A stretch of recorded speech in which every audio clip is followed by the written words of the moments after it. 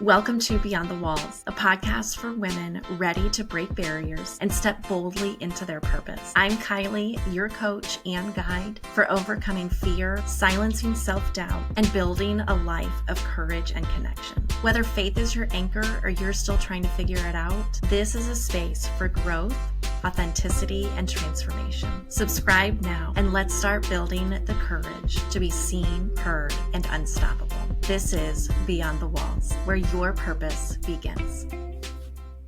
So I just recently finished up a 2-week contracting job, and I was working for the public school system and helping assist them with some testing. I'm not an educator in the formal sense. I've never worked for a school before. And it's been a minute since I've worked like a job in that sense with a whole group of people, especially unknown people. We were a mix of contractors and teachers, some administration people. Some people knew each other from previous testing seasons or their actual schools that they work with. And then some of us met there that day for the very first time. So like me, it was my very first time. A neighbor had actually posted in our Facebook group of hey, there's this contract work. If anybody wants some part-time, 2-week gig, let me know. And I'm like, sure, I can do that. And so I did that. And so doing that, I got to meet a neighbor. And then actually in the orientation, I got to meet another neighbor because she posted it in our Facebook page. So there were others that also signed up to do it, right? So if you know me at all, then you know I love meeting in these random connections. I love getting to know people. I love creating community in that sense. So it was a lot of fun to be able to do that. What was also really interesting, though, is in this environment is, so many different personalities, different talents, different strengths, different roles. You've got a mixture of people that are this is their livelihood. This is their everyday job. There's some of them that got pulled away from their regular job to do this added work. And then there was people like me who I had time and I'm adding something different on, completely different than what my average day looks like. And so I got to learn and observe a lot of really interesting things, which I liked. And so one of the biggest things that I want to share is something that to me felt surprisingly something that I just naturally did without thought, really shocked some other people, luckily in a positive way, but I want to tell you about this, okay? And so today's title, right? We're talking about the power of asking. So many opportunities go missed. We suffer unnecessarily because we're so afraid to just ask a clarifying question, ask for help, delegate, ask what can be done, right? So many times. And so I think what was interesting to me during this time was even just observing why.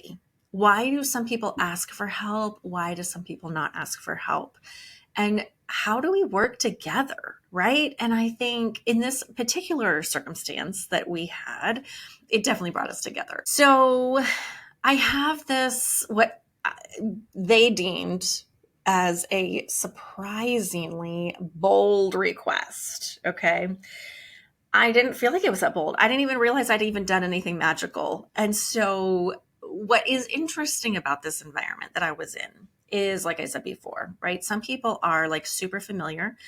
And I think I want to give you the possibility that when you're in a new environment, it's a perfect time to practice advocating, to practice asking questions, to practice because we have no history. I have no history with these people. I have no baggage. I have no old wounds of I asked for help last time and they didn't do it, or I know who likes to help and who doesn't help. And right, I have no history to hold against anybody. I have no history to go in leading with fear or frustration or insecurity, right? But in that note, actually, as a side note, let's talk about insecurity for just a minute. When we first arrived at this room, there's definitely reasons for me to feel insecure. Lots of people know way more than I do. I don't know what I'm doing. it's a new environment. I don't want to be a burden on other people, right? Like I want to pull my weight. There's also different levels and different degrees, and there's different, of like responsibilities and different levels of like qualified teachers versus like there was a principal there some of the times, or there's administration, or like I'm not even a teacher, right? So it would be really easy for me to show up feeling so inadequate, right? Like not qualified in any way, shape, or form. I'm certainly not coming to the room as an expert with experience. I also think there were, there's people in that room that just seemed intimidating to me, right? There was really quiet people. There were really outspoken people. There were aggressive people. There were timid people. There were just quiet. There were nervous people, right? And I think that's where like it always helps me. I think when we realize that like everybody's kind of in the same boat as we are, and we don't really know how nervous they are or insecure they're feeling. And so my best offer is to always just lead with strength, lead with security, lead with confidence, lead with assuming of like, gosh, help me be the first to just say hello, right? To create the welcoming environment and to at least just not make it worse, right? So I'm not like super loud and aggressive, but like, gosh, especially if somebody says hi to me, then I want to say hi back and I'll engage in a conversation. And are you a teacher? Or are you just a contractor? Like, what school are you at? Right? There's these questions that we can automatically kind of start to talk about to create community, create some common ground, some equality amongst each other, right? Some neutral playing field.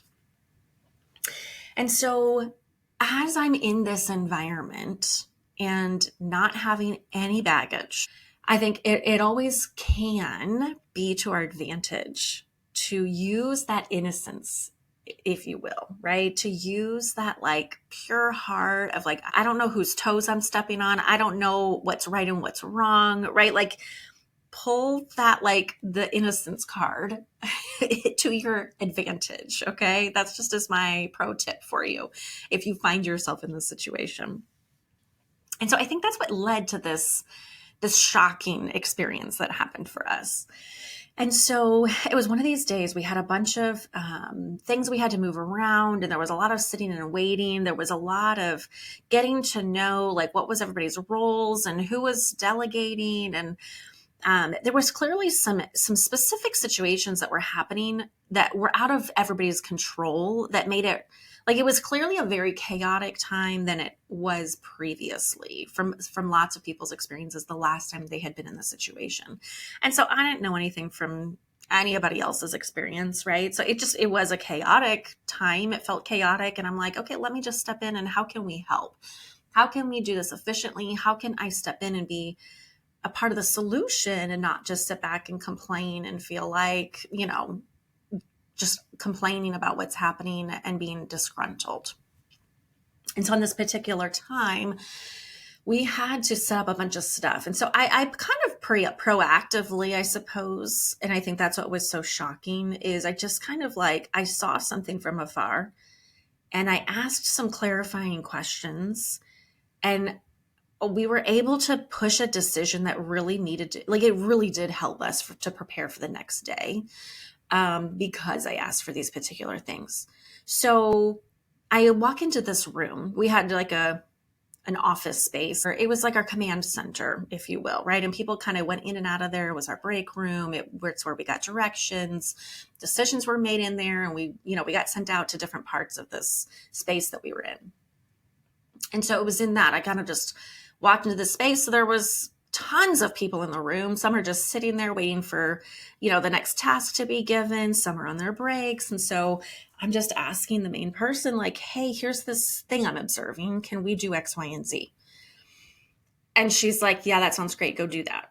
And so I just go to the other room where we need to go. Right. And so I start taking on this task, and I didn't know who else needed to join me. I was just like, I knew this needed to get done. Let's do it. And so these 3 other women enter the room, and they are they're happy. Okay. First of all, let's just say they're happy, shocked. They are so shocked. They literally walk in this room and they're like, what just happened? How did you make that happen? Like, we were just talking to each other and we're like, gosh, I wish we could have X, Y, and Z happen. But they didn't ask. And I don't know why, if they're listening. I love y'all. It was so much fun to do this together. I made some really great friends and great connections. And so we didn't really get into like all of the, well, what was right. I wasn't there to coach them and have some kind of major breakthrough. But so from my perspective, in my mind, I was like, I don't understand what was so radical about asking this question. But for them, for whatever reason, they didn't know they could ask, or they didn't have the courage to ask, or maybe they had history, right? They had history of the last time, like, oh, it didn't go well last time, I'm not going to do it this time.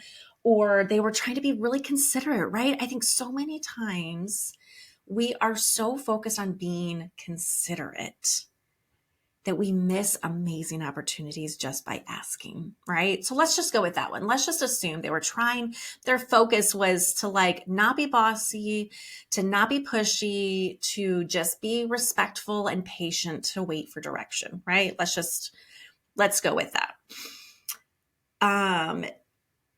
And so coming into this room, either way, for whatever reason, they didn't think they could ask.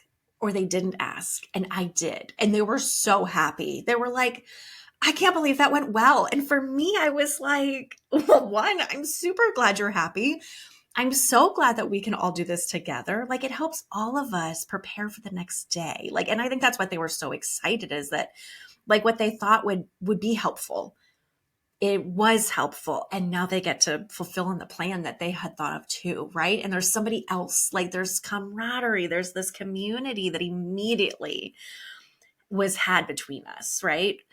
And so they walk in and they're just like, I can't believe you did that. Like, how did you do that? Right. And I'm like, I don't even know what y'all are talking about. And so, but in the moment I said, I did, because on the first day we went around the room and just told everybody what our professions were or where we were coming from and our names and all that. Right. And I was like, well, I did tell you I was a courage coach. And so they were like, oh yeah. And so like for the rest of the week, they're like, you're Coach Kylie. Like, oh yeah, like let's go to her. Right. And I became this person who anytime you needed like that hard conversation or you wanted to get something done, or can we go now? Like, what's the next task? They're like, oh, have Kylie do it. She'll ask the questions. Right. And I think the heart behind it, I think really, it was kind of more like just in the realm of advocacy, of just asking. And I think so many times we're either just completely oblivious to even know that we can ask, right? We're not really even conscious of thinking, I have an ask and I'm afraid to ask, so I won't ask. Like, it's before that even. We just are so overwhelmed in what's in front of us. We're so busy taking on the next task. We don't even have the time to be proactive, to even think to ask. And so starting from that place, right, being able to become more conscious of how can something's not working here. When we can pause and say, what needs done right now? Can this be better? Is there a different way?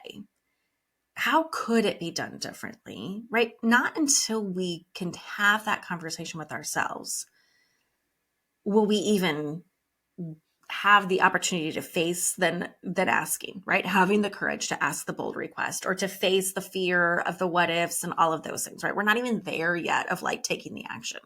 This is like pre-action work, to just becoming someone who is like intentional and proactive in their life. That's like, okay, this isn't right. It's self-awareness to say like, there's something here that's not working for me.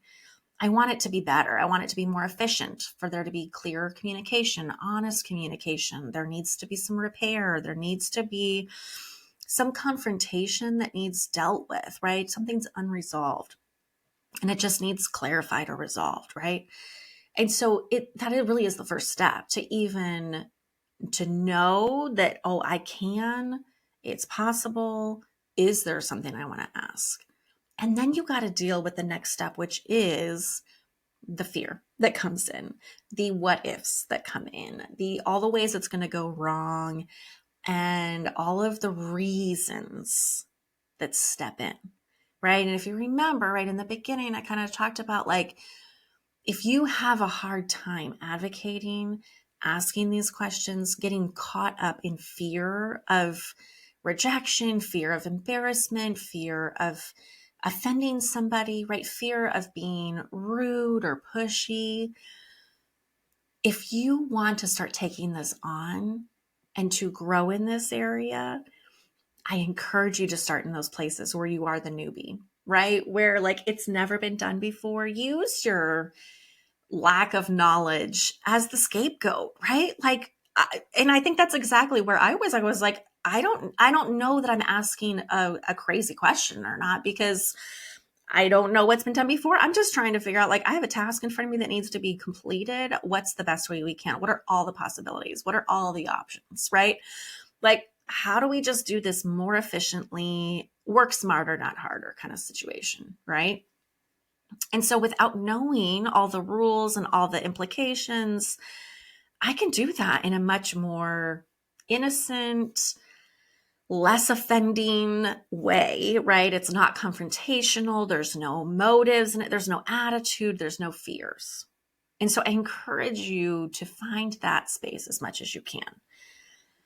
And if you're in the situation where then it is really challenging, you have a few more steps to sort of, is it your own courage? Is it your fear of an unknown? Are you just giving into the worst case scenario? Or is it an actual, like, no, I really have proof this hasn't gone well in the past. Now you've got a tact problem, right? And what I mean by that is how we ask it, when we ask it, why are we asking, right? Because the place that I was coming from when I asked for this a supposedly radical question, right? This big ask. I was coming from a place where there was no pridefulness. Like, it wasn't bossy. I wasn't like, I know better than y'all. What's wrong with you? It wasn't accusatory. It wasn't challenging somebody else's. I didn't like change somebody's plans, right? Like, none of those things that we often fear of why we don't want to ask, none of those were at play.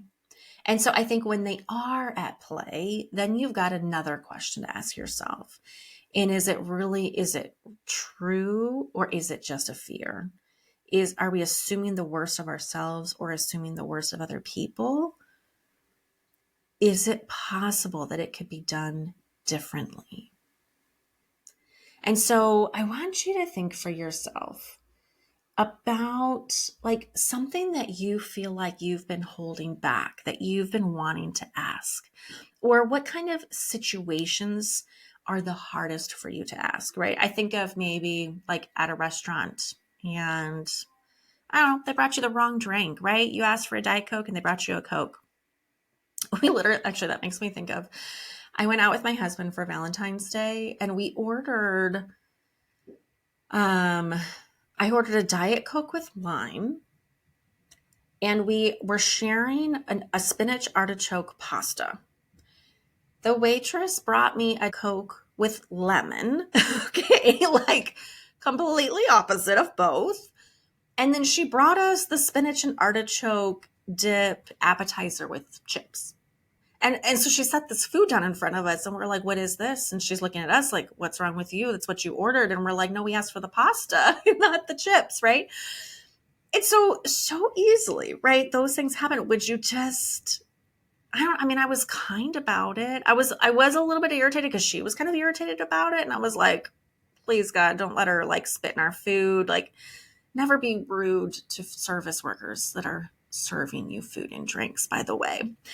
So I was as pleasant as I could be about it. And I'm like, I also felt like in that moment, okay, let's just a side note coaching in this, okay?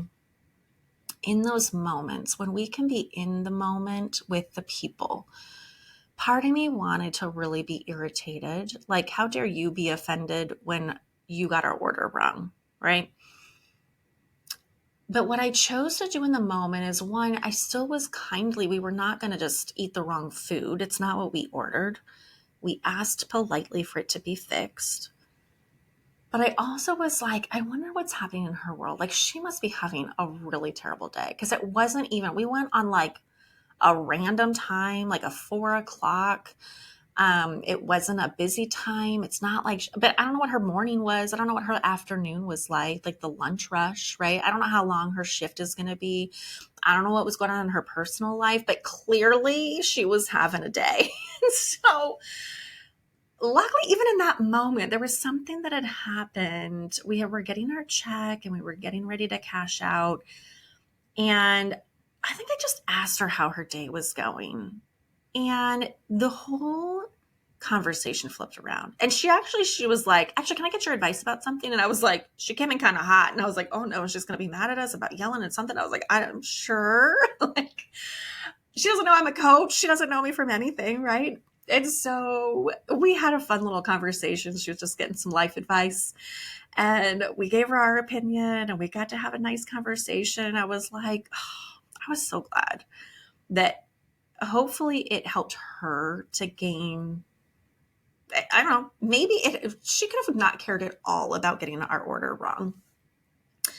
But if she was, and she was irritated, I felt at peace, because I was like, well, I did my best. That this won't be a reason to just then to treat the next customer that comes in with attitude, right? Where it's not just this, oh my gosh, here we go again. And I was able to leave with peace of like, okay, we had a great ending. I had warm and fuzzies when I left, and I left with peace, right? And so it's those situations. So like, break them down each time. So if you're at the beginning of those stages and you feel like that quick story I just gave you is like your mountaintop experience, sign up for coaching. I would love to coach you through that, because it is totally possible. But that is years worth of healing, repairing, practicing, baby steps, right? Like, that doesn't happen overnight.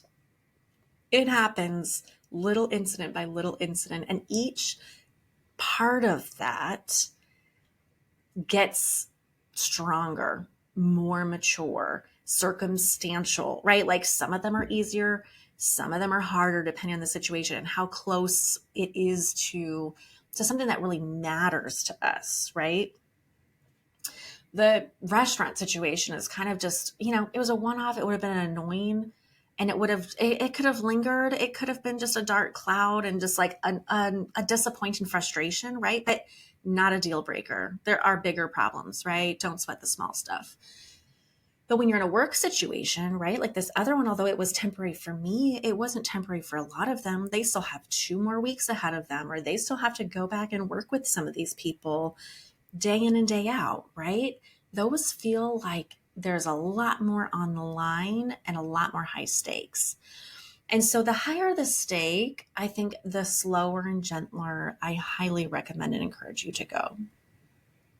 So back to thinking through, like, what is something that you feel like you want to take on in this area of being able to ask those questions, ask for help, ask for clarification, ask for something, whether it's a want or a need. And I think what I want you to hear too, actually in both of those examples, because I wasn't prepared to talk about the restaurant thing, that just kind of came to me. But even in that, it created community, right? It created connection to be seen and heard. Like, she actually had an opportunity to share about her personal life, and she brought it all by herself, right? So you're like, clearly she wanted to share this information. It matters to us when we feel seen and heard. And so back to the school thing that we did, right? Like, this was probably on maybe day 2, maybe day 3 of 8. Okay. From that moment on, we were like immediately bonded. We had these inside jokes now. We got to laugh together. And I got to work with each of them individually to get to know them a little bit better. We got to have some follow-ups. I got to share about me and share about them. Like, it was just this like entryway in to just creating community, creating connection, creating safety and security, creating confidence, right? Like we were that much more tied in. Like we felt like teammates in that moment, right? Like I think that's in the happiest, most positive way for trauma bonding, right? And little t trauma, like it's not even trauma. Like there's got to be another word that's like trauma bonding that's like way lower significance, not as big of a deal. But that came some kind of concept, right? When you're like, you're in the thick of it together, there's just some camaraderie, some teamwork about it that is so beautiful. And I love too in those moments, you think about like on the first day of our orientation, I didn't know anybody. But by the end, we are like family, right? Even if we're not going to become best friends forever, there just is some comfortability, right? We know each other's names now. We know a little bit about each other. We've supported each other. We've helped each other. We've irritated each other, right? Some people you're like, oh, wow. Like we learned a lot about, don't mess with this one, or these people need this, or right? Like so many different personalities and values working together. There's going to be a lot of upsets, but there's also going to be a lot of fun to be had and a lot of connection, and being seen and being heard is possible. And I think I would also say this: when you are trying to grow, I think being a leader isn't about controlling what's going on. It's about going first. And I think I led the way. I accidentally, unintentionally stepped into a leadership role in that sense of leading the way and helping us get something done. And anybody could have been the one to ask. I didn't have to be the one to ask, right? Like it's not about my way or the highway, or I have such a grand idea. It needs to be this way. I'm not advocating for mine over yours, but just somebody has to step in, right? Back into the beginning of the conversation where you're in this situation where you have to meet people, like be the first one to greet your neighbor, be the first one to smile, be the first one to say hello, to just ask the question. There was another woman that was there, and they were super fun to work together. There was a sister set, and they were so loud and outspoken, so funny. Like they usually just picked on each other, and it was just like that, the comedic relief that we needed, right? Even if it was like at the 7:00 in the morning and we're all there and we're tired and nobody's really quite ready to be there, and somebody just comes in and just makes you laugh, lightens the mood, brings some life into the room, right? And I think those people, like, they're so valuable to creating the ambiance that is loving and safe and together. I think what's super cool too that I was observing for myself is I was thinking about my younger self in this situation. Had I done this job maybe in my 20s, it would have been a lot easier, because I remember in those days I took things so much more personally. I was so much more insecure and fearful and timid and didn't want to be seen, and was putting all of my effort into hiding, into being small. But I'm not meant to be small and hiding, right? And so much of that time for me to become less or to be in the shadows, I would have been much more intimidated about some of the more intimidating people that were there. I think there was a few that were there that were clearly not as interested in having, like, maybe they were the introverts, right? Or they were the ones that are a little more business and less relational, right? It's not right or wrong. It just is like our personalities or our temperaments. There were some that were there that were like, did not want to be there at all, because they're being taken away from their everyday job. Like them being here was creating after hours work for them, right? That would be really hard. Like they're in this situation that they have to be, they don't want to be. I'm there by choice. They are not there by choice. And it's costing them a lot to be here in this space. And it's a challenging situation, right? And so it could have been really easy for me to experience some of those people as they don't like me. They're mad at me. They think I'm ... I'm too much. I'm not responsible enough. I don't know anything. I'm not a teacher. They're better than me. Like so many reasons that I could have felt less than. I could have felt inferior. So many reasons that I would have elevated them unnecessarily. And I think that's the space when neither one of us is better than the other, but you are able to honor and value yourself, but also value and honor everybody else, then it's not like we don't even need to make it that a part of the conversation. Nobody's better than anybody else. We all have equal say. We all have equal value. Right. And I think in that space, I think especially where I am now, I think even my younger self might have taken that one instance of bold courage, and then I was highly praised. Gosh, I could have become a bulldozer the rest of the week and just started barking orders. And I am in no position. I am low man on the totem pole to be in there barking orders and telling people how to do things, right? I don't know enough about the job. But I was like, boy, would my younger self might have gotten a little too puffed up and been too bold, if that would be the right word, right? Where then I am stepping on toes and I am causing conflict and I am causing offense. So even in this week, right, in this time, I think to still the whole time was choosing to honor the others around me, to respect the leaders, to respect the position that I actually was in with appropriate humility. I am there to serve and to do a job, whatever they're asking me to do. I'm not there to say that I'm better or too good for a particular task. I'm not there to say, like, I don't know enough to say you're doing it wrong. I was like, I don't know what's going on. I'm just here to let me be a part of the solution and not a part of the problem. And so in all of that, I think coming back again to asking yourself, where are you holding back? What do you think are reasons that you are hiding, that you're keeping yourself small, that you're afraid to put yourself out there? Where are you holding back where you think like there's multiple people that might be thinking the same thing? Can you be the first one to ask? And actually thinking that, saying that sentence out loud, I think that's probably was the place where I was at, was just, there was this sense of like, there's a lot of overwhelm happening right now in this room that has nothing to do with me, that is like unexpected and was unforeseen to the whole group. They need extra help right now. Like, how can I take on a task that is not even on somebody's radar right now, that I can step in and help in another area? Like, I'm aware of this need. They're so focused on something else.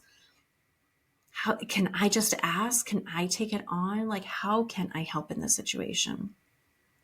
And so I think for you, thinking through that too, of like, do you think there's other people in the room that are needing your courage, that are needing your ask, that would benefit, that would come alongside of you, like I had, and those other women that were like so happy I stepped up to the plate?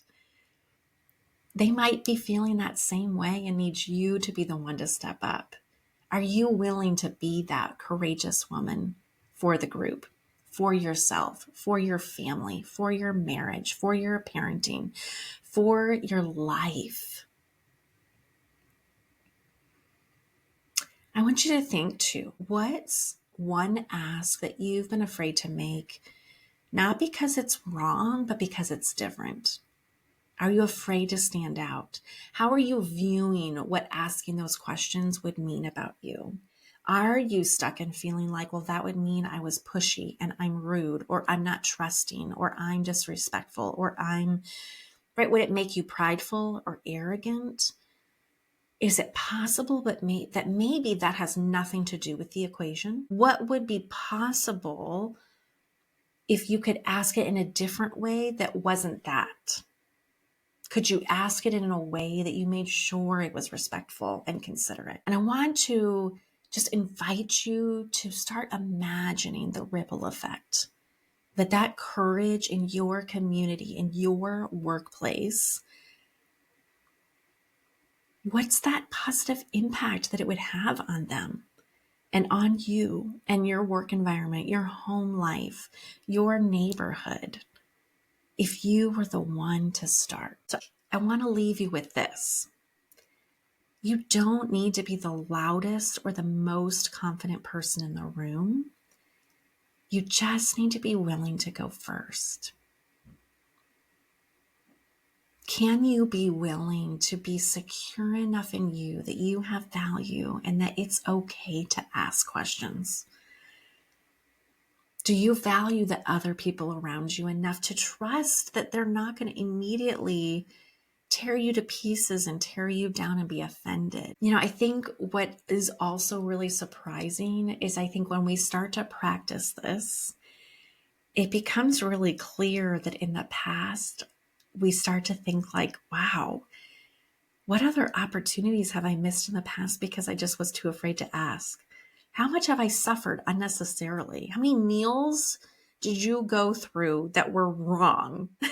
Right? Like, how much food and drinks have you eaten and consumed that you did not want, that you did not order? How many extra fees have you paid? How many just missed blessings, missed opportunities do you think have you had because you were too afraid to ask? So as I leave you with this conversation, I would really love for you to send me a message. Send me a DM. You can email me at Beyond the Walls Podcast. You can find me on Instagram. And I want to know, what is one thing that you're going to work on asking for? Let it be, even if somebody else might think it's a teeny tiny baby step, girl, if it's a mountain to you, then it is a mountain to you. And I want you to have victory. Don't worry about how other people might view it, how big or how small, or how, unnecessary it is or minuscule. We're not here for that. Because the best place to start is small. Practicing these little things, the low risk things, right? The ones that really don't matter, and just see what happens. And if you might have to start with teaming up with that other one that's loud, go find the other one next to, tag along with them, help them to see you, help them to help you have courage, right? Because I think that also happened this week, right? So because of that situation that we had, and we got to laugh about it, and we got to talk about like, oh my gosh, they weren't going to say anything. And so one of the girls, she like advocated for something, which was so good. And so we got to celebrate together, right? Like,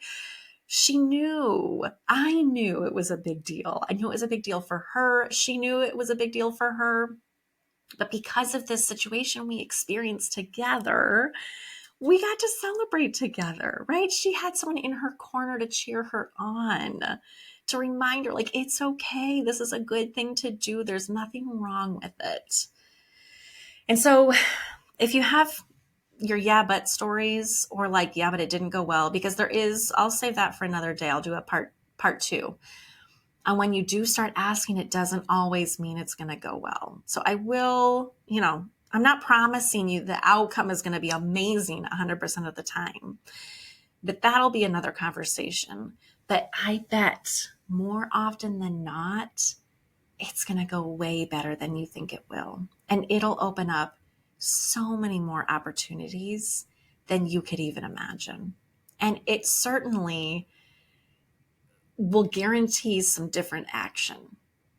So I'm so excited for you to take this on this week. I want to hear about it. Leave me a comment on here. Share it with a friend. Follow me here. And I just wish you the very best.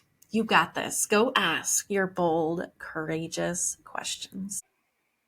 Thanks for listening to Beyond the Walls. If this episode inspired you, don't keep it to yourself. Share it with a friend and leave a review. Your support helps more women step into their courage and purpose. Ready for more? Subscribe to the podcast and contact me. You can find me at beyondthewallspodcast.com. Reach out for coaching, more resources, and all the support you could need. Remember, breaking through the walls is just the beginning. Your best life is waiting.